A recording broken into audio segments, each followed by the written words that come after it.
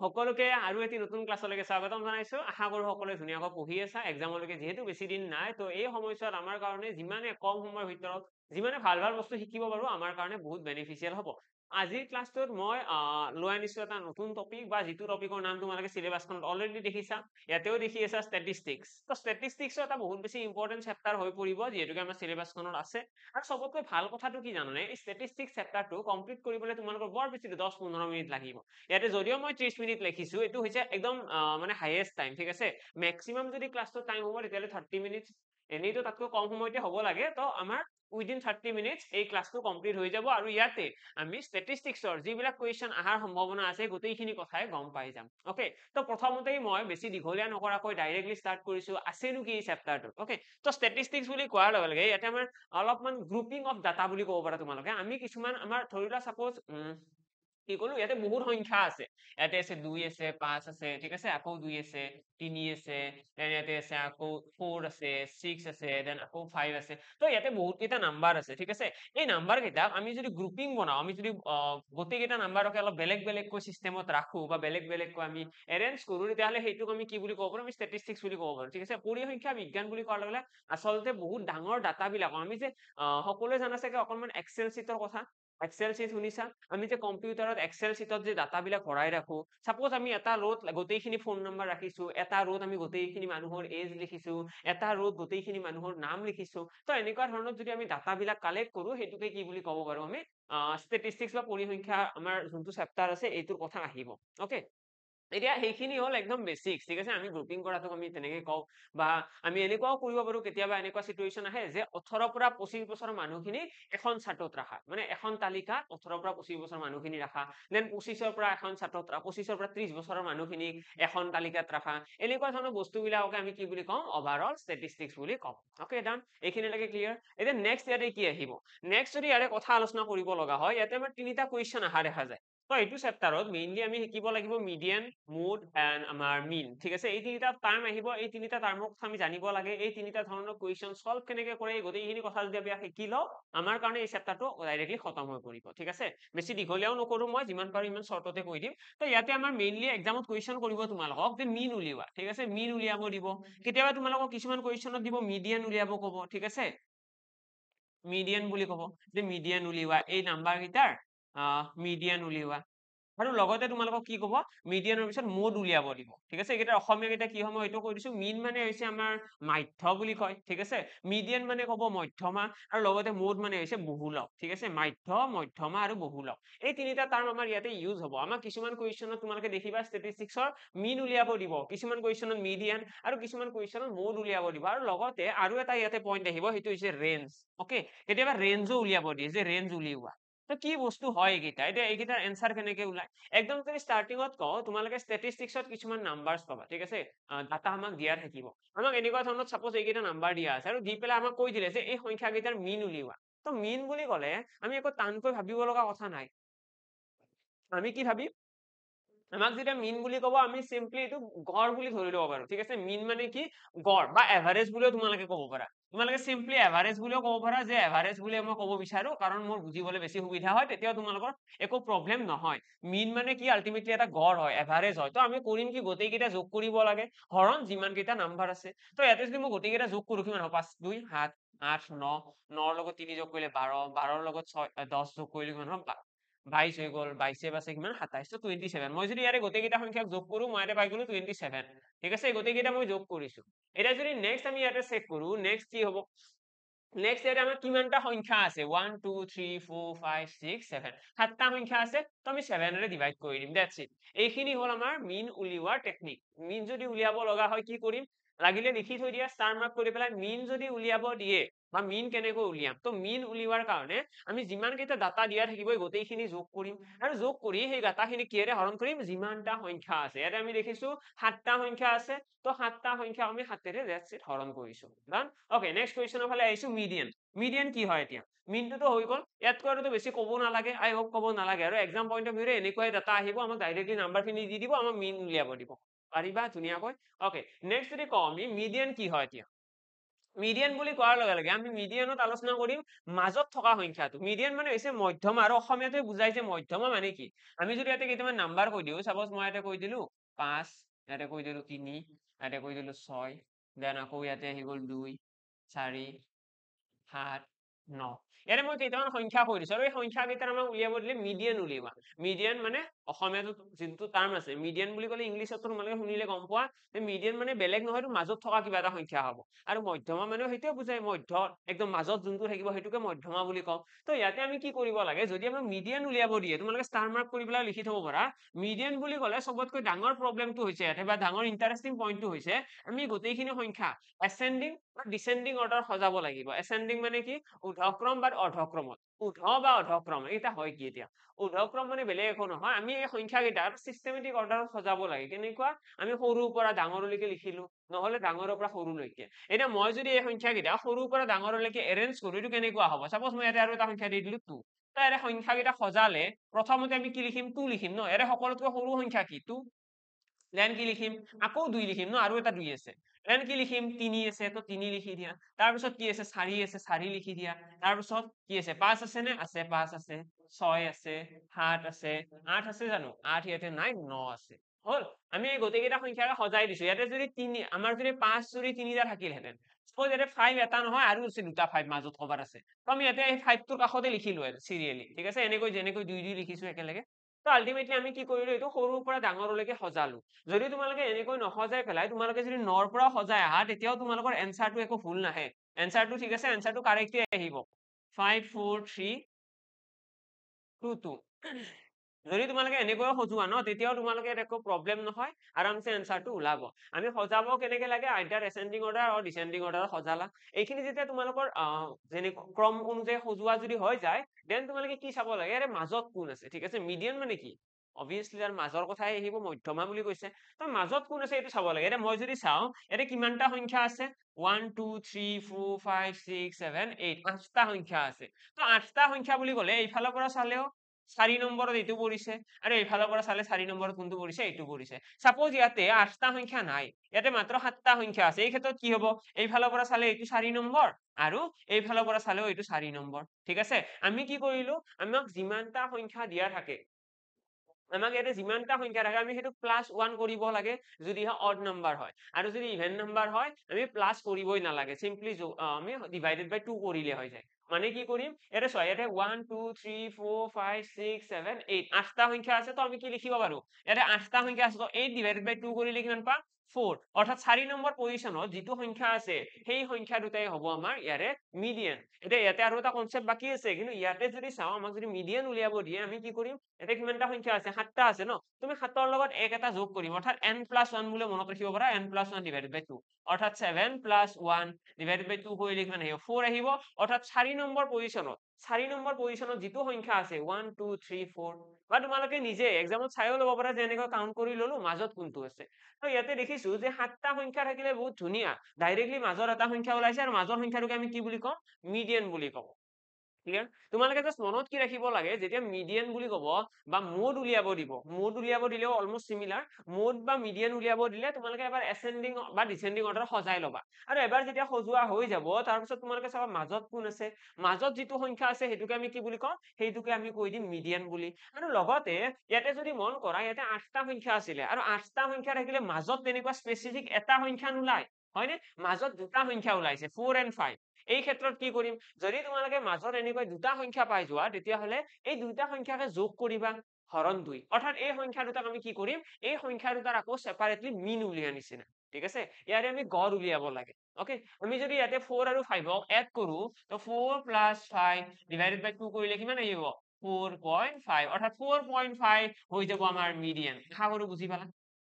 আশা কৰো ধুনীয়াকৈ বুজি পালা। যদি বুজি পাই আছা, ভিডিঅ'টো লাইক এণ্ড শ্বেয়াৰ কৰিব নাপাহৰিবা, যিহেতুকে ফ্ৰীতে পঢ়াই আছো গোটেইখিনি, তো চাওক, সকলোৱে চাওক, হয় নে নাই। তো ইয়াতে যদি চাওঁ, ইয়াতে আমাক যেতিয়া মিডিয়ানৰ কথা ক'লে আমি প্ৰথম পইণ্ট মনত ৰাখিম যে এচেণ্ডিং বা ডিচেণ্ডিং অৰ্ডাৰত সজাম। ছেকেণ্ড পইণ্ট একদম মাজত যিটো আছে সেইটোকে আমি কি বুলি ক'ম, সেইটোকে আমি ক'ম মিডিয়ান বুলি। আৰু যদিহে এনেকুৱা চিটুৱেশ্যন হয় যে 8টা সংখ্যা আছে বা 10টা সংখ্যা আছে, সেই ক্ষেত্ৰত কি কৰিম, একদম মাজত যি দুটা সংখ্যা ওলাব, মাজত দুটা সংখ্যা পাম ন, তেতিয়া দুটা সংখ্যা পালে সেই সংখ্যা দুটাক যোগ কৰি 2ৰে হৰণ কৰি দিম, দ্যাটছ ইট। এইটো হৈ গ'ল আমাৰ মিডিয়ান উলিওৱাৰ টেকনিক। লগতে এতিয়া নেক্সট আহিছো আমাৰ এই চেপ্টাৰটো যিহেতুকে অলৰেডি অলৰেডি মই কৈছিলো মিন আছে, মিডিয়ান আছে, মোড আছে আৰু ৰেঞ্জ আছে। এটা ৰেঞ্জ কি হয় মই ৰেঞ্জৰ কথা একেলগে কৈ দিওঁ। ৰেঞ্জটো কেনেকুৱা আমি চাব লাগে যদি এটা আমাক ডাটা দিয়া থাকে, কিবা ডাটা দিয়া আছে, বহুত কেইটা সংখ্যা দিয়া আছে, সেই সংখ্যা কেইটাৰ সকলোতকৈ সৰু সংখ্যা কোনটো সেইটো চাব লাগে। এতিয়া যদি এই সংখ্যা কেইটাৰ ভিতৰত মই চাওঁ ইয়াৰে সকলোতকৈ সৰু সংখ্যা হৈছে 2,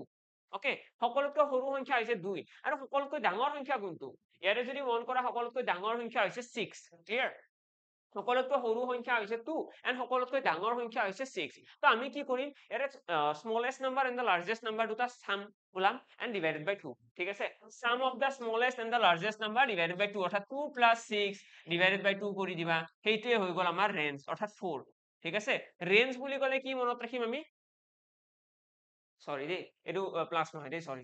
এইখিনি এইটো অলপমান কাৰেক্ট কৰাই লোৱা, এইটো 2 plus 6 নহয়, এইটো আমি কি কৰিব লাগে 6 minus 2, ঠিক আছে। ডাঙৰৰ পৰা সৰুটো বিয়োগ,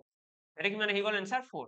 ঠিক আছে। এইটো প্লাস কৰোঁতে এনসাৰ সেমে আহিছিল, বাট এইটো কি হ'ব আমাক যেতিয়া ৰেঞ্জ উলিয়াব দিব, ৰেঞ্জ মানে একচুয়ালি ক'বলৈ গ'লে আমাৰ ক'ৰ পৰা আৰম্ভ হয় ক'লৈকে বস্তুখিনি আছে সেইটো কথা। এতিয়া মই যদি কওঁ ইয়াৰে 2 ৰ পৰা আৰম্ভ হৈছে 6 ত খতম হৈছে, মানে ইয়াৰে মাজত কিমানখিনি ৰেঞ্জ আছে, তো ৰেঞ্জ আছে 4 ন, 2 ৰ পৰা 4 লগ হ'লে 6 আহিব, তেনেকুৱা টাইপৰ কথা, ঠিক আছে। ডাঙৰ যিটো সংখ্যা থাকিব এই ডাটাখিনি সেই ডাঙৰ সংখ্যাটোৰ পৰা সৰু সংখ্যাটো জাষ্ট বিয়োগ কৰিব লাগে আৰু লগে লগে তোমালোকে ৰেঞ্জ বা পৰিহৰ বুলি কয়, পৰিহৰটো তোমালোকৰ ওলাই আহিব,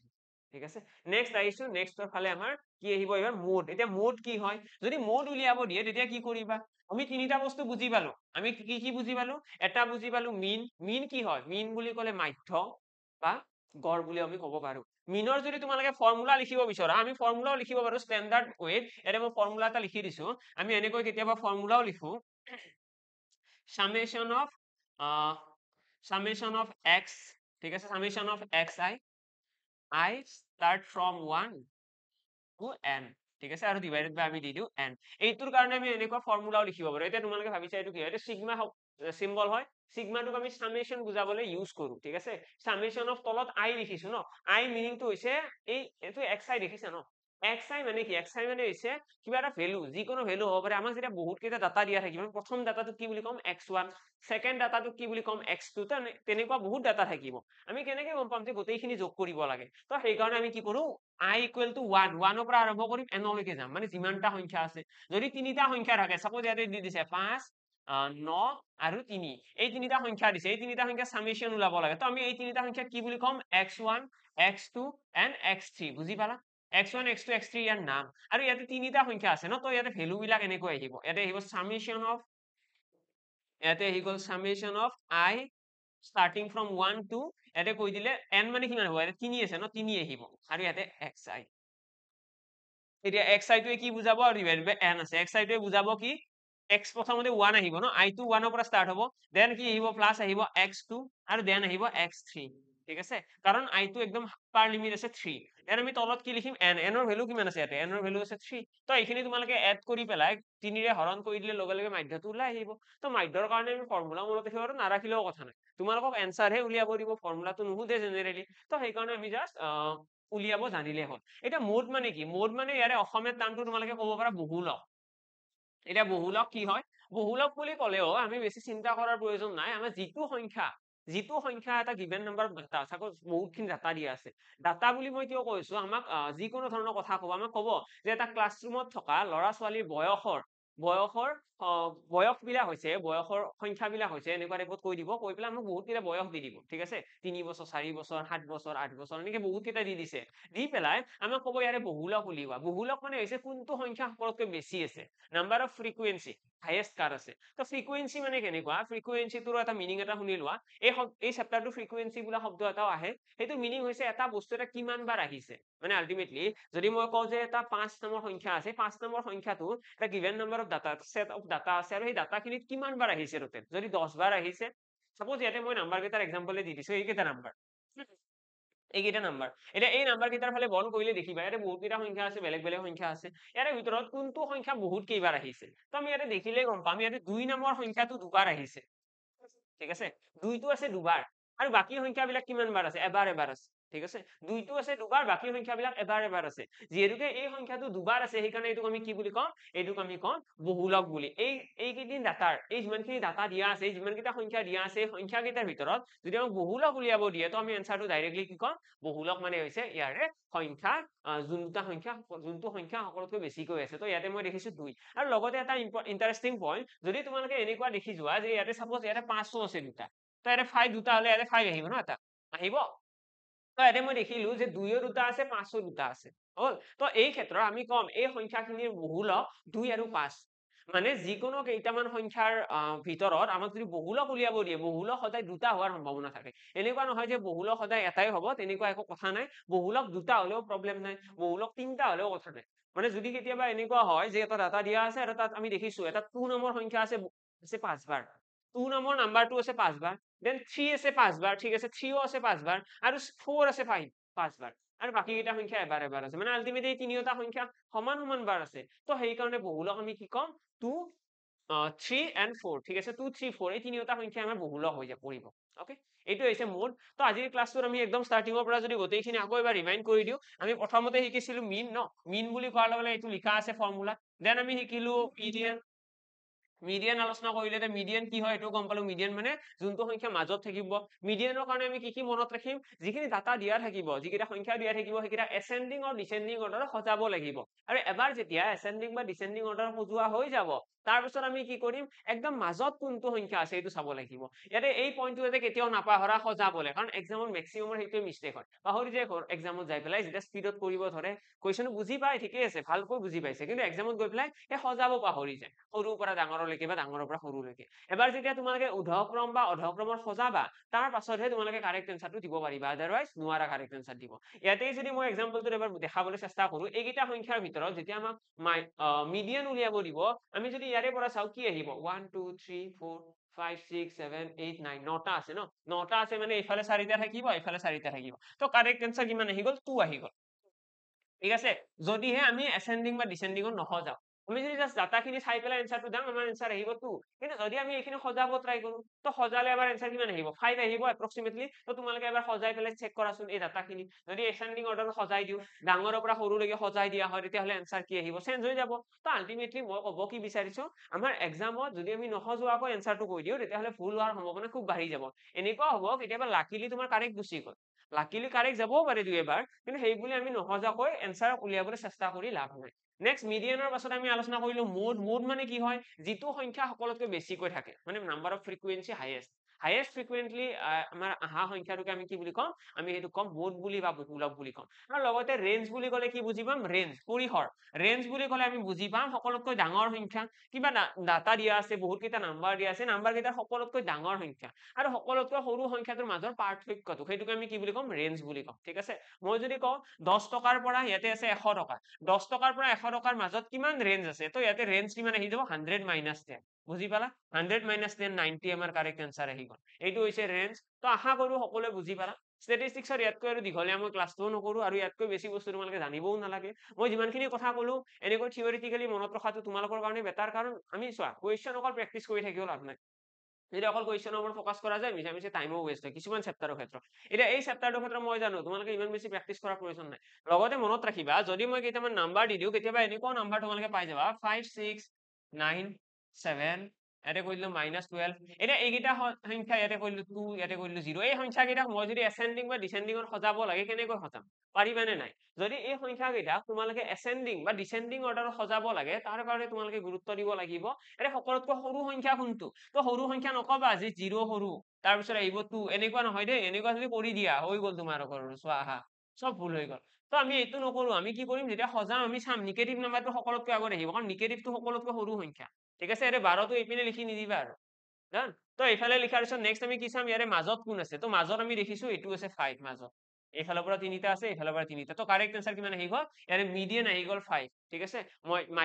মধ্যমা কিমান আহি গ'ল 5 আহি গ'ল। তো আমি এইখিনি বস্তু কেয়াৰ ৰাখিব লাগিব যে নিগেটিভ আহিলে সেইটো একদম আমাৰ সৰু সংখ্যা হ'ব, সকলোতকৈ সৰু সংখ্যা নিগেটিভ নাম্বাৰ বিলাক। তাৰ পিছতহে আমাৰ পজিটিভ নাম্বাৰ আহিব। ইভেন 0 তকৈও সৰু সংখ্যা -12 টো। অ'কে, এইখিনি বস্তু কেয়াৰ ৰাখিবা। বাকী ইয়াতে মই যিমানখিনি ক'লো এটা পেজত সকলোৱে নোটছ খিনি বনাই থোৱা। এক্সামৰ আগদিনাখন এবাৰ ৰিভাইজ কৰিবা, পৰীক্ষা দি আহিবা। ষ্টেটিষ্টিক্সৰ ইয়াৰে বাহিৰত কুৱেশ্যন নাযায়। এইখিনিয়ে সলভ কৰিব লাগে, that's sufficient. Okay, done? Clear সকলোৰে? অ'কে, লগ পাম সকলোকে নেক্সট ক্লাছত। যদি ক্লাছটো ভাল লাগিছে, যদি ভাবিছা যে যিমানখিনি ক'লো এই গোটেইখিনি কথাই কামত আহিছে, বেছি টাইম ৱেষ্ট হোৱা নাই, তেতিয়াহ'লে নিশ্চয় ভিডিঅ'টো লাইক কৰিবা আৰু লগতে ফ্ৰেণ্ডৰ সৈতে শ্বেয়াৰ কৰিবা। Thank you and bye by.